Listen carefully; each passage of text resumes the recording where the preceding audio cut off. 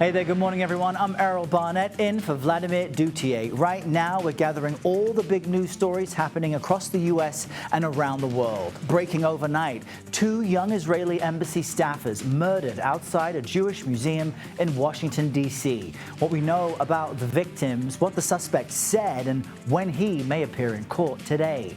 And the House narrowly passes President Trump's budget bill this morning. We'll explain what's in and what's out after days of negotiations.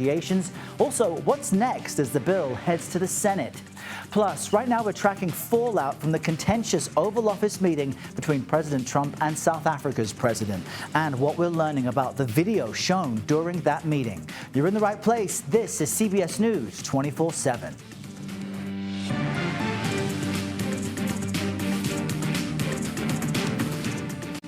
All right, we begin with this. The suspect accused of killing 2 Israeli embassy employees outside of the Capitol Jewish Museum in Washington, D.C. could face a judge as early as today. Now, this shooting has sparked outrage and concern across the country and around the world. The victims were identified as Yaron Lashinsky and Sarah Milgram. They just walked out of an event at the museum when shots rang out. I was walking by, and a guy came up and looked like a gun. I couldn't tell what it was, but I heard it afterwards, the shots, and he shot this young couple. And he ran inside and yelled something. I couldn't make it out what he said. He just ran up. It was terrible. A grief-stricken witness there. So police and witnesses say the suspect walked into the museum where he was taken into custody. Video shows him here. He's chanting "Free Palestine" while he was being arrested. CBS News Department of Justice correspondent Scott McFarland, he's close to the scene. Scott, this should be a highly secure area. How could this happen? There are highly secured areas, and then there are highly secured areas. This is the latter. We are across the street from the FBI's Washington, D.C. field office. You can see the Washington, D.C. police headquarters from certain parts of this block.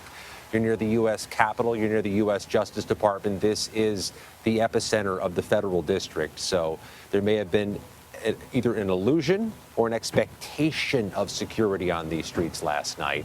According to police, there's been some very incriminating evidence already against the suspected shooter, Elias Rodriguez of Chicago. Not only was he chanting "Free Palestine," they say, after he was taken into custody, they've said he's given some indication he knew where the gun was after the shooting. And according to investigators, he actually fled into the museum after the shooting, then revealed himself after police got onto the scene. There's a court appearance expected today at some point. They have to bring him to court today if they want to continue to hold him in detention, in jail. That could happen in the midday hours here in Washington, D.C. This will be, though, a big federal case, a distinctively high-profile one for the new leadership of the Justice Department. And adding to the shock, Scott, some of the witnesses were saying on CBS Mornings that they thought he was distraught and actually offered the man water and help as he entered the building before the gunshots rang out. This is now, I understand, due to your reporting, a federal case. So who is in charge of the investigation?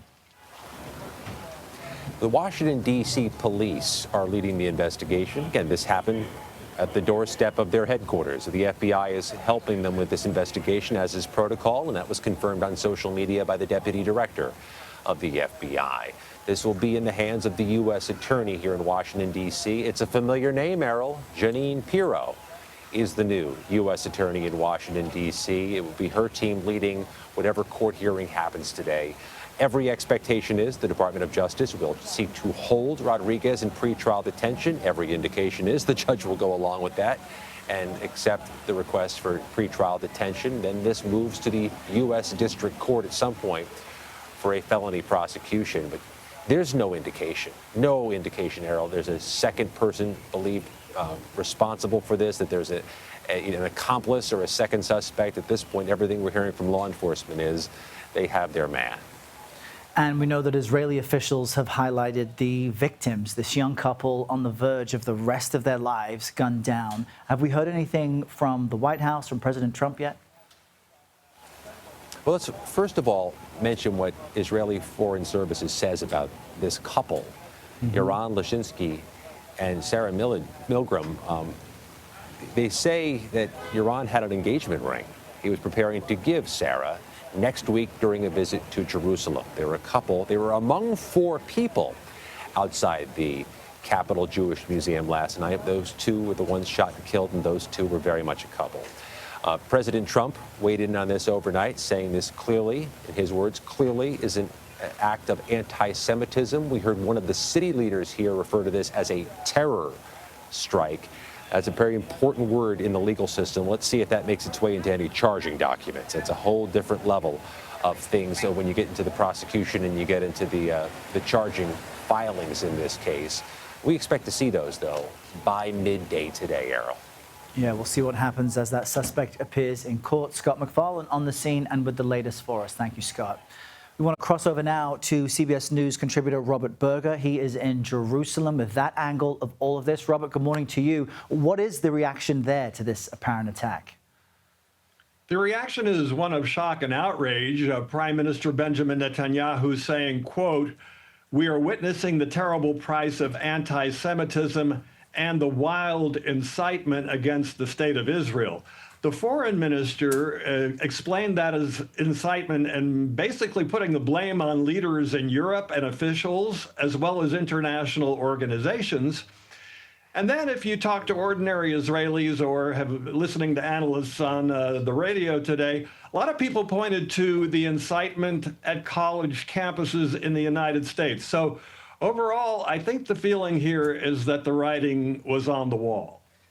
And to your point, the Israeli foreign minister has been saying that this type of attack is a security threat that he has been dreading. Let's just take a listen to that.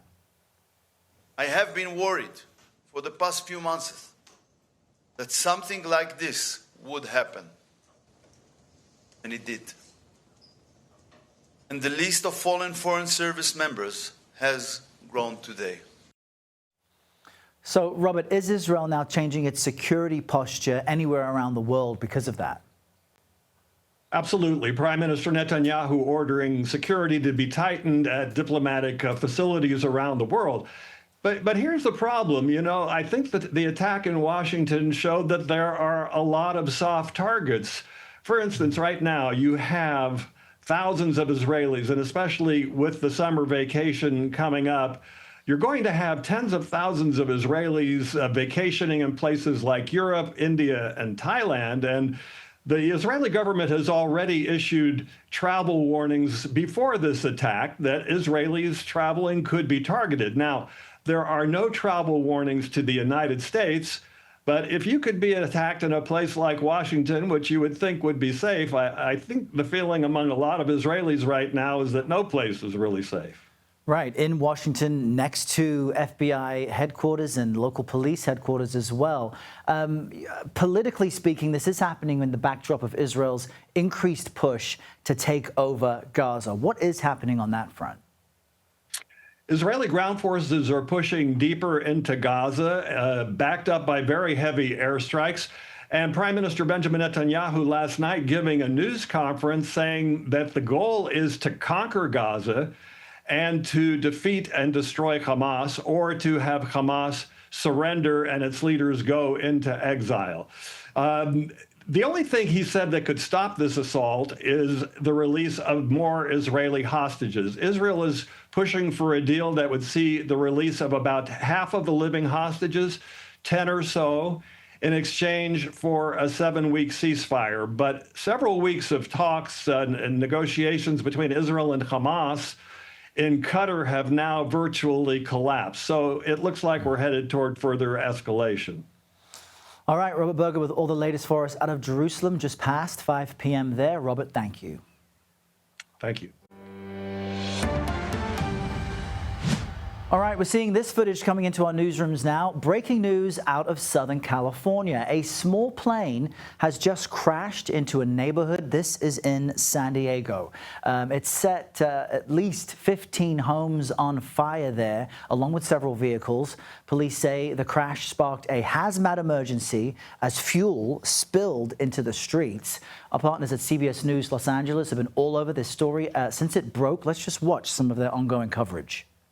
Right after that crash, you can see a trail of fire, very likely some kind of fuel, and multiple cars on fire in this neighborhood of San Diego called Tierra Santos. About 3:45 this morning, the FAA now confirms a Cessna 550, sometimes called a Cessna Citation 2. It's a small jet, carries about 6 to 8 people, crashed in this neighborhood, very likely on approach to Montgomery Gibbs Executive Airport, which is a short distance away. It's unclear how many people were on that jet, but you can see the damage that was done. The fire chief, assistant fire chief that is on scene, reported that this plane did a multiple direct hit on multiple homes in the area. There is a vast amount of damage in this neighborhood. Let me show you some other video from a little later in the morning. Now, what you're going to see right there is this photographer from our station down in San Diego zooms in. Very likely parts of the fuselage of that plane. You see smoking as part of the wreckage there.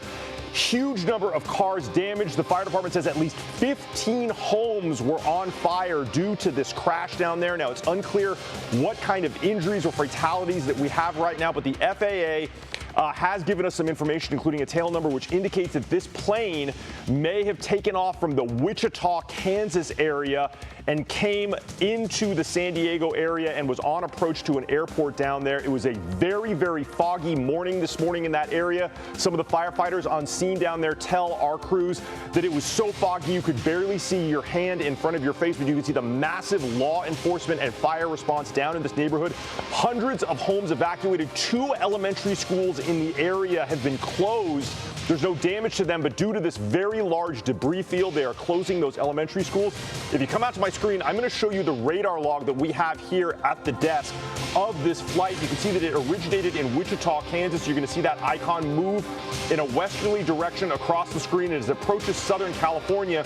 I'm going to zoom in to show the last moments here of this Cessna Citation, and you can see as it goes right into this neighborhood, it disappears off the radar as it is on approach to Montgomery Gibbs Executive Airport. This is the crash area, this neighborhood right there, and it looked like it was exactly on the flight path to that airport. Now we have a reporter on the way down there. Rena Nakano is on her way to San Diego. She's going to be doing live reporting for us later this morning, but I'm going to keep tracking this here from the desk, bring you any updates as we get them. She's a great person to send down there. She was a reporter. All right, so that was a quick update from CBS News Los Angeles. You heard some of the background music there, but the footage, remarkable, especially when you imagine that this is the scene people woke up to. We saw in that footage overnight as a woman was carrying a child away from her home as cars and homes in the San Diego neighborhood were burning. Of course, we'll continue to listen to our CBS News Los Angeles station and bring you more updates on this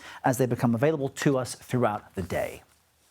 All right, now to this. House Republicans have passed the cornerstone bill to enact President Trump's agenda. The vote concluded just before 7 a.m. Eastern, and it was by a razor-thin margin. It now heads to the Senate. House Speaker Mike Johnson said he is confident it will be passed by the 4th of July. We look forward to the Senate's timely consideration of this once-in-a-generation legislation. We stand ready to continue our work together to deliver on the one big, beautiful bill, as President Trump named it himself. We're going to send that to his desk. We're going to get it there by Independence Day on July 4th, and we are going to celebrate a new golden age in America. CBS News congressional correspondent Caitlin Huey-Burns joins us now from Capitol Hill this morning with more on this. Great to see you, CHP. What changes did they make at the last minute to get this across the finish line? And who slept through the vote? Errol, well, I'll start with your last question first because I think this is just something to really behold. So the margin was so slim that you saw there. We talk all the time about how few votes they have to lose, but they lost one of them because one member, Republican member, slept through the vote, Johnson told us this morning, and wasn't able to cast his vote. Remember, lawmakers have been up for 24 hours or so debating this bill, debating rules to get this on the floor. So literally a asleep on the job, that lawmaker was. So that's one factor there. The other part of your question is what changed. We've been talking all week about how you had some moderate Republicans concerned about this bill and some conservative Republicans concerned about this bill. And what they did was make changes to appease both factions. So for the moderates, those Republicans from blue states who wanted that higher limit on what you can deduct from your state and local taxes, they got that raised from $10,000 to $40,000. That satisfied them. For the conservatives wanting deeper cuts, especially when it comes to social safety net programs, what they got, in part, is those new work requirements that are attached to Medicaid, saying that able-bodied people have to show proof of work. That was supposed to be phased in a few years from now after Trump leaves office. Those conservatives wanted that to be implemented earlier. So that was accelerated among the other changes. Bottom line, those changes were what was able to bring those two factions together to support this bill. And Caitlin, right now, a lot of Medicaid recipients are worried about how cuts to Medicaid could impact them. Earlier, I spoke with the chief Washington correspondent of KFF Health News because she is hearing from places around the country that are worried that they may have to shut down. Let's just quickly play that for our viewers. I'm already getting emails from hospital groups concerned that the Medicaid cuts could require them basically to close down either entire facilities or parts of facilities. We know that mental health care is difficult to come by, particularly in rural areas. There are also some pretty dramatic changes to the Affordable Care Act that were made at the last minute in those large southern states that didn't expand Medicaid, states like Florida and Georgia and Texas.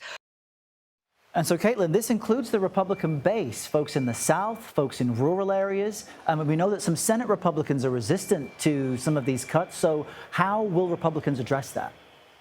Yeah, and Errol, that's a really good point that you make in that last point, which is that there are Republicans here on the Senate side who say that they are concerned that these cuts to Medicaid could go too deep. Josh Hawley from Missouri is one of those, one of the most conservative members and most aligned with Donald Trump. He is saying that these cuts will really affect his state, which is a Medicaid expansion state, and particularly hit rural hospitals, as you mentioned, from the reporter there.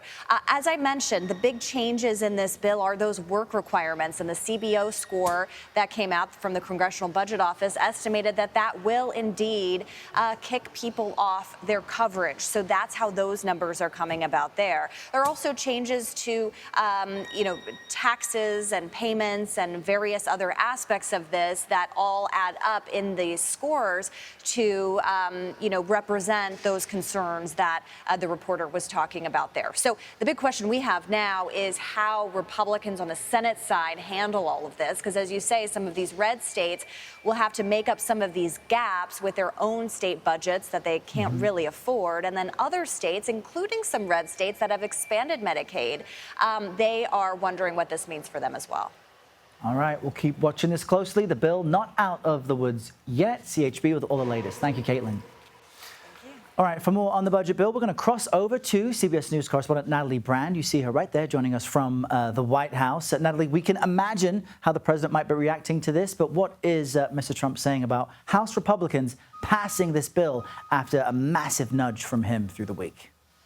Hi, Errol. Well, so far we have a social media post from the president that is praising Speaker Johnson and House leadership for getting this passed in the House. He's touting the tax cuts that are included in this bill, including, what he campaigned on. If you think to last year, no tax on tips, no tax on overtime.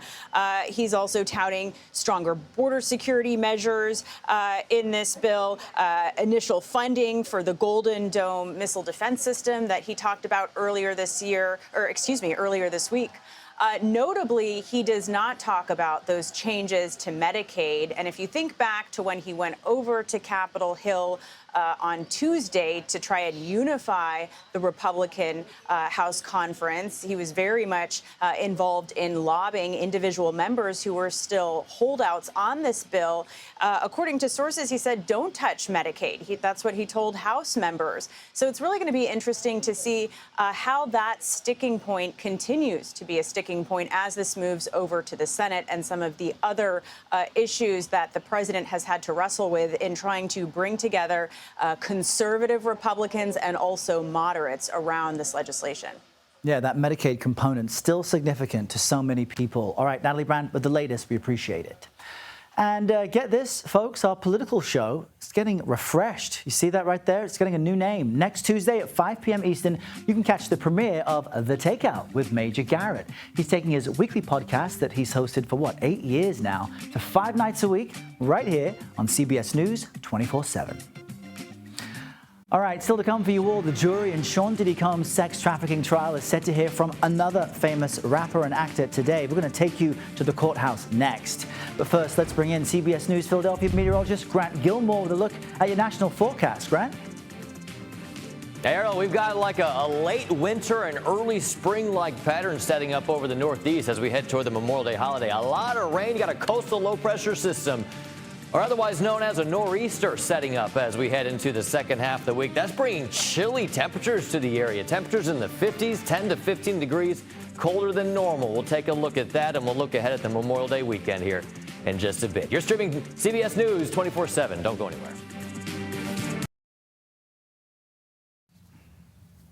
Welcome back. Mahmoud Khalil will appear in a Louisiana courtroom today for an immigration hearing. And you may recall Khalil is a Columbia University graduate student and lawful permanent resident who's been detained by ICE officials since March. We've got CBS News immigration and politics reporter Camila Montoya Galvez joining me here in Studio 55 with more on this. Camila, great to see you this morning. What are we expecting out of this hearing today? Well, just to level set, Errol, there are two cases surrounding the arrest by ICE of Mr. Khalil. There is the immigration court case in Louisiana as to whether or not the Trump administration has sufficient legal grounds to move to deport this green card holder. And there's the federal court case in New Jersey in which a judge is deciding whether the administration violated his freedom of speech when it moved to arrest him. That is the argument by his lawyers, that he was purely and solely arrested and detained because of his protected political speech.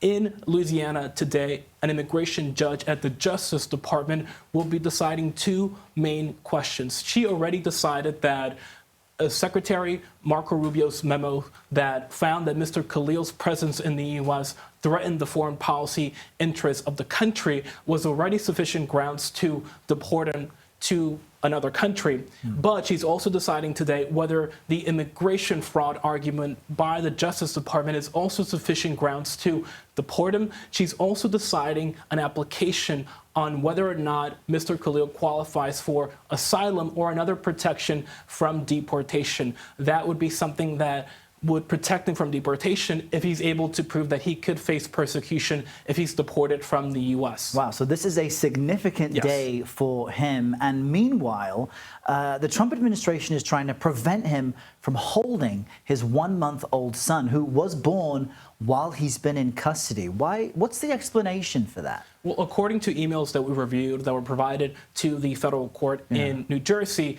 Mr. Khalil's lawyer requested that he be granted a visit by his wife and their newborn son, who obviously he was not able to see when he was born, and that they allow Mr. Khalil to hold onto his son and to have physical contact with them. But the administration is saying that there's a no contact visitation policy at that facility. Wow, and we know that for a child's growth, they say it should have skin-to-skin contact with mum and with dad. I can't imagine what that feels like for him. But Camilo, I know you'll be all across this. Thanks so much for the update. Thanks, I appreciate it.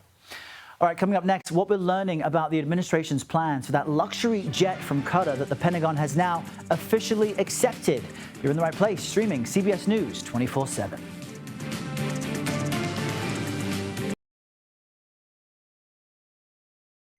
Welcome back. Here are the big stories we're tracking for you right now. Starting today, weight loss drugs will get more expensive for many Americans. So-called compounding pharmacies are no longer allowed to make cheaper generic versions of GLP-1 drugs, things like Ozempic and Wegovy. The cost difference between the compounded generics and the name brand can be as much as $300 a month. A federal judge says the Trump administration violated a court order and could be held in contempt for once again sending migrants to a country they're not from without due process. The Department of Homeland Security did not confirm the whereabouts of the latest flight, which left from Texas earlier this week. Immigration lawyers say they were told it was headed for South Sudan. The judge did not order the migrants to be returned to the U.S., but said they should be given a reasonable fear interview as well as access to legal counsel. And Louisiana police say 2 women have just been arrested for their roles in helping the fugitive inmates flee from a New Orleans jail. Police say the 2 women were arrested and charged with felony offenses. They join a maintenance worker from the jail who, as you may remember, was arrested earlier this week. They're all alleged to be co-conspirators. The manhunt for the inmates now enters day 7. 5 of the 10 are still at large. All right, as we've been reporting, federal authorities are investigating the deadly shooting outside the Capitol Jewish Museum in Washington, D.C. Now, the suspect is accused of killing 2 Israeli embassy employees. He could appear in court as early as today. One witness described the moment he was taken into custody. He reaches into his bag and pulls out a keffiyeh and says, "I did it.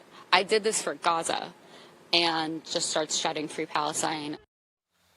Let's bring in Oren Siegel now. He is Vice President of the Center on Extremism at the Anti-Defamation League. Oren, great to have you with us. My condolences to have to speak on a day like this. What's your reaction to what we've seen and what it represents in your view? Yeah, I mean, first of all, our hearts are broken for the victims of this heinous attack in D.C. It wasn't only an attack against the Jewish community in our capital, but really against the entire Jewish community. Unfortunately, we have been voicing our concerns since October 7th, but even before, about the normalization of violence against not only Israelis, but Jews.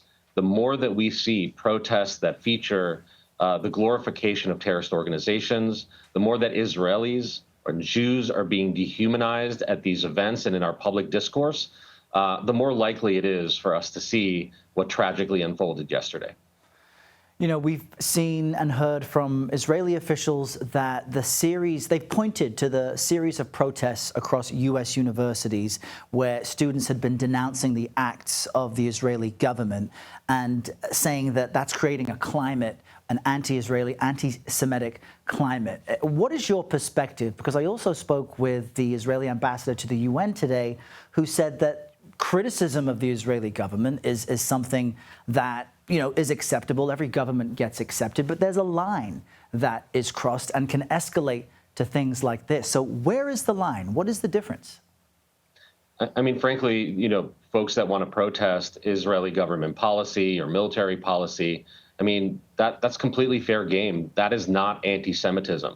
But when you protest the actions of a state in front of, say, a synagogue, or you target the Jewish community because they are perceived as universally supporting everything that a state does, that is where the line is crossed. And unfortunately, what we have seen in over 2,000 protests in 2024 is that it's not just mere criticism of Israel, but actually the type of rhetoric that dehumanizes Israelis, that ascribes blame on all Jews or Zionists for those actions. And I mean, that's the type of rhetoric that I think ends up making people so angry and unable to distinguish between policy concerns and actual harassment of individuals. And yeah, there is a difference, and perhaps we'll hear more details when this suspect appears in court in just a few hours. Oren Siegel, we appreciate you joining us today. Thank you very much. Thank you. All right, we want to bring you this breaking news coming to us right now from the Supreme Court. At this moment, The court is deadlocked in a case that would have allowed religious charter schools to receive federal funding. But what does this all mean? We've got the right person to fill us in. CBS News Chief Justice correspondent Jan Crawford is in our D.C. bureau. Jan, we rarely hear about a deadlock. Help us understand what this all means. Right. I mean, it doesn't happen often because there are 9 justices on the Supreme Court. But in this case, Justice Amy Coney Barrett was recused. She taught law at Notre Dame and was friends with one of the professors who is on the charter school's legal team. So that left the court shorthanded. And today, they announced that they could not come up with the majority decision. They're 4-4 when they're deadlocked. That means that the lower court ruling in the case will stand. And in this case, it was the Oklahoma Supreme Court which ruled that taxpayer money could not go to these religious charter schools. So that ruling in Oklahoma will stand, but it won't have any impact beyond Oklahoma. This is not a ruling from the Supreme Court that has any value, precedential value, that can bind other lower courts. So it's like it never happened.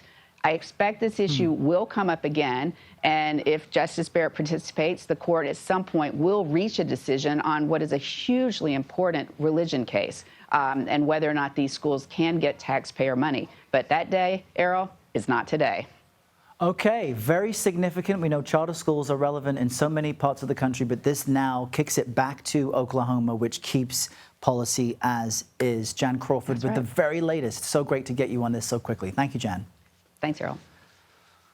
All right, the Defense Department has confirmed now that the U.S. has officially accepted this. It's a Boeing 747 jet from Qatar. President Trump plans to use this after it receives sufficient security upgrades.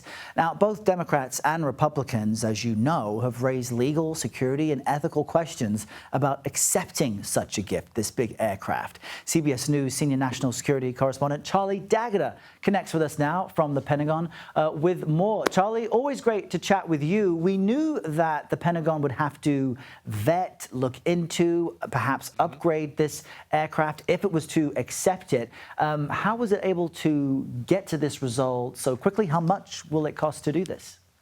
Well, Errol, some estimates put this retrofitting, as they call it, to up to $1 billion. So the aircraft may be $400 million. It's going to cost $1 billion, estimated, because they have to strip it right down to the cables. I mean, it looks like a palace. You saw those images. All that stuff is going to have to come out because they're going to have to go inch by inch along that aircraft to make sure there are no listening devices, monitoring devices. But it goes a lot further than that, too, because Air Force One, and Air Force One, by the way, is a designation for whatever aircraft the president will be flying on. There are 2 that fall into that category. That is going to have to be fitted with all kinds of communication platforms, defense platforms, medical platforms. So they're going to have to strip that right back. I mean, the good news is it's a Boeing, right? So it is a known feature. The Air Force, the chairman of the Air Force said it will be stripped back. The Air Force will be tasked to essentially make it an Air Force One aircraft. And that will be subcontracted. There are a couple of organizations that specialize in that because there are many military aircraft, obviously, that shuttle people around. That one is the most important. So, yeah, as we understand it, they're going to have to go through every single inch of that aircraft, strip it right back to the cables, and then put it all back together, make sure there are no monitoring devices in there, put in the defense systems, missile defense systems, and communication systems that Air Force One, this platform, is going to need. It's essentially a White House with wings. So, Charlie, that's literally the nuts and bolts of the story. But what about just the context? The president's doubled down on accepting this jet, despite concerns from Republican and Democratic lawmakers saying that there could be a conflict of interest, right? Accepting gifts from a foreign government. Even yesterday, with the South African president meeting Trump in the Oval Office, he joked to Trump that I don't have a plane to give you to kind of cut through some of the tension in the air. The notion that any nation could provide a gift and perhaps get preferential treatment. How, if at all, does the Pentagon calculate that? Right. Well, so it comes into play. There are obvious obvious ethical and moral issues at play, and whether or not, the state would get favor. But legal analysts, if you'll pardon me, I'll have to say it, quote, the Constitution's emoluments clause. It says that, in part, it says no person holding any office shall, without the consent of Congress, accept any gift of any kind from king, prince, or foreign state. So that is in the Constitution, and that is what might be argued among lawmakers. So yes, the Pentagon part of that is, look, they've accepted it. It's been announced. They do have the wherewithal. The budget is a different thing because we all know how many budget cuts have been going through the Pentagon and the DOD to a larger extent. But that will be argued in Congress as to whether he is legally right to accept a gift like this. Yeah, I don't think we've heard the last of this. Charlie Daggett with all the latest for us from our D.C. bureau. Charlie, thank you very much. Thanks, Errol. All right, still ahead for you all. We've got new information on that plane crash in San Diego we reported earlier. We're getting all of our details gathered. Stay right where you are. You're in the right place. This is CBS News 24/7.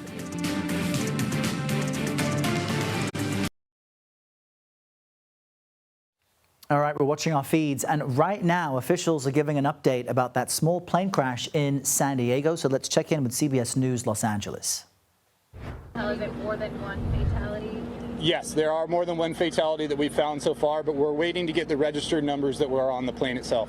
Two things. It was a commercial. Was it what kind of plane? It was a private plane. So a private plane, and it was registered out of the Midwest is where the flight originated from, is what we have. We're still getting the final information on it. And how many people was it able to carry? The plane itself, I believe, holds 8 to 10 people with the pilot included, but at this time we don't know how many people were actually registered on the plane. Any communication from the pilot? We don't have anything on the communication from the pilot. Was the Montgomery Tower open at the time, overnight? I believe so, but that's something that the FAA can answer for you. I don't know on that one. On the fire side, I don't know. But we know of no communication last minute from the pilot of the plane? I don't have any communication from FAA on that one, if they were coming through on that one. On the fire side, we arrived on scene and found the plane into the sides of the houses over here. Are we going to be able to hear from somebody with the FAA? Yeah, later on we'll have somebody that will come with the FAA. We wanted to come right now and give you the best information that we could at the start here, and then we'll get someone over here to give you more information. Updated numbers on damaged homes? At this time right now, that's what we're doing, the fob and walking through on it. I can tell you that there are multiple homes, upwards of 10 homes that are affected. Also, when it hit the street, as the jet fuel went down, it took out every single car that was on both sides of the street on fire. So if you saw the scene, I know some of you had some images from earlier, you could see that every single car was burning down both sides of the street. And so that's something that we're going to have to look at too. That's why you have the wisps of smoke, because we have one car fire that just will not go out no matter what we put on it right now. Any homes destroyed? There is multiple homes that are destroyed, yes. So I had a question because I was down there at the scene and you saw the one on the corner with a collapsed roof. Is that the most significant? That's the most significant impacted house, is the one on the far east side of that street. That's the most impacted. Wow, well, listening there to the San Diego Fire Department confirm at least one fatality from what was a private plane which crashed into a San Diego neighborhood, as you saw, scorching the streets, setting vehicles and homes on fire. We'll continue to listen into that as they gather more information on really that insane tragedy there. Also happening right now, Attorney General Pam Bondi has just arrived at the Capitol Jewish Museum in Washington, D.C. That's where there was that fatal shooting of 2 Israeli embassy employees last night. She's speaking to reporters right now. Let's hear what she's saying. Sure. Thank you. What was the security posture prior to the shooting yesterday? How many armed security guards, police officers were on the scene? Yeah, I don't know that. I only got here after the shooting took place, so I'm sorry I can't answer that. Attorney General, is this a security failure? Because we're very close to the Washington FBI's field offices. This is typically our area with a high police concentration. Well, I don't think anyone would have expected what happened last night. They were in an event, a beautiful event. People were it was a dressy event. They were dressed up. They were all together and just celebrating, and walked outside, and they barely made it outside, as you know, when this happened. But no, I think law enforcement were on the scene immediately because of that. And the great men and women of the FBI are doing an incredible job, as well as Metropolitan Police. Our ATF agents were out here. Our U.S. Marshals were out here working hand in hand with the mayor and the police chief, who I cannot say enough good about right now. And that's what we need to do. Focus on the The reports of a manifesto. The reports of a manifesto out. Yeah, I can't comment at all on the facts of the case right now. You will get a briefing at some point from the law enforcement. Thank you all. The suspect acted alone. Any sense on the motive? Law enforcement will brief you later. Again, they're looking at all the facts and the evidence. And, you know, the reason I'm out here this morning is I had a scheduled interview before this happened yesterday. And then the rabbis called me and asked if I would come out and be with them. All right, we're not getting any fresh details there from Attorney General Pam Bondi being questioned about the security around this event in the nation's capital, about any potential lapses, about a potential manifesto from the suspect who is in custody and will make a court appearance possibly later today. So we'll continue listening in to the Attorney General and bring you any details if that does emerge. All right, we'll bring you much more news ahead. We're watching everything happening around the U.S. and around the world. This is CBS News 24/7. All right, surely you heard about this by now. There was another tense exchange in the Oval Office about this time yesterday as President Trump confronted the South African President Cyril Ramaphosa over whether a white genocide is taking place in his country. The president, to make his point, showed a video of unsubstantiated claims of genocide against white South African farmers. For more on this, let's bring in CBS News foreign correspondent Deborah Pater. She's joining us from Johannesburg and can sort fact from fiction. Deborah, great to see you once again on this topic. One thing that stood out to me from what you've said is that the South African delegation in many ways prepared for this type of scenario. And in essence, the tension did not derail the ultimate goals for South Africa to get trade deals done. Just help us understand what happened yesterday. Well, it certainly seemed like an attempt to ambush or derail the South African delegation. But they'd clearly learned from watching that previous confrontation with Ukrainian President Zelensky. And the lesson was, don't take the bait. And for the most part, they didn't. South African President Cyril Ramaphosa was calm. He even joked at one time, I wish I had a plane to offer you, President Trump. Ramaphosa also brought along Afrikaner billionaire Johan Rupert, who is a friend of Trump's, to help plead their case. And perhaps the cleverest move of all, they also included famous South African golfers Ernie Els and Retief Goos. And the thinking was they would appeal to Trump's love of sport. And it seemed to work because Trump was saying how much he loves a champion. He was thrilled that they were there.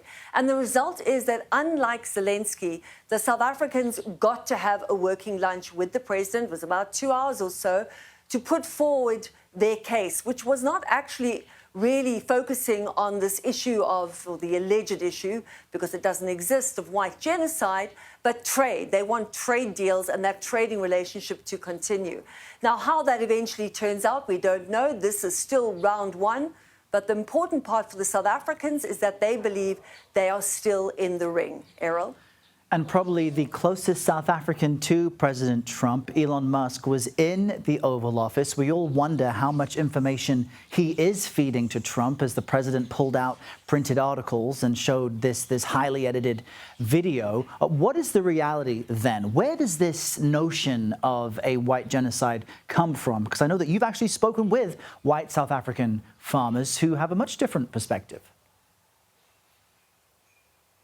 Well, you know, don't forget that Elon Musk left South Africa, I think it was several decades ago when he was 17 years old. He hasn't been living here for a very, very long time. The reality on the ground, Errol, is that there are over 50 farm murders a year here. That includes white farmers and black farm workers. But to put that in context, there were also a total of nearly 27,000 murders last year. The crime rate is unacceptably high in South Africa. There is no racially targeted murders in this country. The violence is indiscriminate. And in fact, more black South Africans are actually killed than white. But there is this small fringe group of right-wing conspirators who push this false narrative of a white genocide. And as I said, let's be clear, that is simply not true. As one person said, this is still the land of milk and honey if you're white, and that white South Africans have benefited more than any other racial group from democracy. More than half of all farming land here is still owned by white South Africans, and they only make up 7% of the population, Errol. Deborah Pater with the fact check for us that we need so desperately. Deb, thank you so much. We really appreciate it. We want to quickly check in with CBS News Philadelphia meteorologist Grant Gilmore with our last look at the national forecast. Hey there, Grant. Hey there, Errol. Look, yeah, cool and rainy over the Northeast over the next couple of days. That starts to clear out as we head toward the holiday weekend. Severe threat across the central and southern plain today. Watching for some damaging winds, some tornadoes, and maybe some large hail. But the heat continues across the west. Places out towards Phoenix, looking at temperatures around 106. We're dry in the Pacific Northwest with cooler weather into the northern tier states. Errol, back to you. All right, Grant, thanks so much. That's it for me. I'll see you tomorrow at 7 a.m. with the CBS Morning News. Mugo Odigwe is live from San Francisco with all your breaking news from coast to coast. Stay right there. This is CBS News 24/7.